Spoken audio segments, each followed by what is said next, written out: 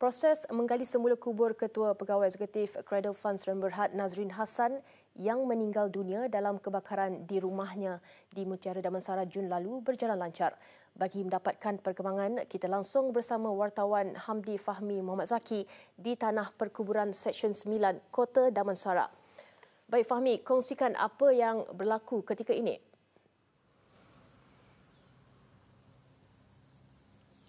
Ya, Fatin, saya kini masih lagi berada di kawasan Tanah Perkuburan Islam Seksyen 9 Kota Damansara yang mana proses penggalian kubur Ketua Pegawai Eksekutif Cradle Fund Sdn Bhd Nazrin Hassan telah pun selesai kira-kira jam 12 tengah hari tadi. Dan kenderaan yang membawa keluar jenazah telah pun keluar kira-kira jam 12.45 tengah hari tadi. Dan proses penggalian mengambil masa kira-kira hampir 4 jam.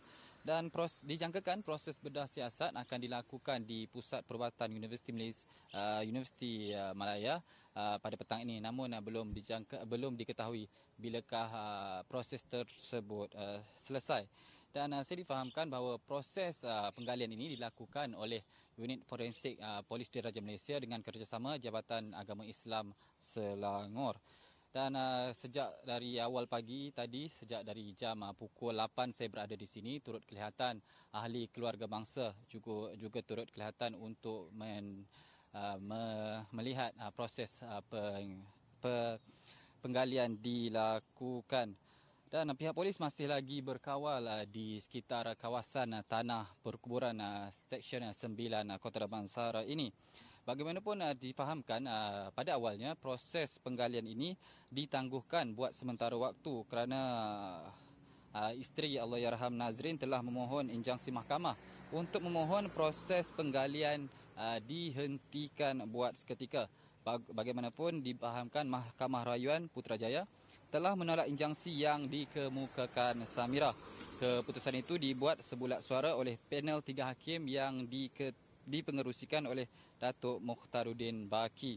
Seperti yang dimaklumkan sebentar tadi, Allahyarham Nazrin meninggal dunia dalam kebakaran di rumahnya di Mutiara Damansara Jun lalu. Dan proses penggalian ini dilakukan untuk proses bedah siasat buat kali kedua. Ia susulan abang kepada Allahyarham Nazrin telah membuat laporan polis pada 24 September lalu kerana tidak berpuas hati dengan hasil bedah siasat yang dilakukan oleh Jabatan Patologi Hospital Kuala Lumpur. Sejurus itu, pihak polis telah berbincang dengan pihak pendakwaan untuk menggali semula kubur bagi menjalankan bedah siasat untuk kali kedua. Permohonan berkenaan telah dikemukakan di Mahkamah Magistrate Petaling Jaya pada 28 September lalu. Magistrate Nur Arifin Hisham membuat keputusan membenarkan proses penggalian semula dilakukan pada 1 Oktober lalu selepas pendengar permohonan pihak polis. Dan kalau kita imbas kembali kronologi kes kematian Nazrin ini, ia berlaku proses reman membabitkan isterinya berlaku pada 4 September lalu dan juga bekas suaminya. Seterusnya pada 9 September turut ditahan dua anak tiri Nazrin yang berusia 14 dan 16 tahun. Dan pada 24 September, sepasang suami isteri yang merupakan adik ipar kepada Nazrin pula direman selama 4 hari. Bagaimanapun, kesemua suspek dibebaskan sebaik saja tempoh reman selesai.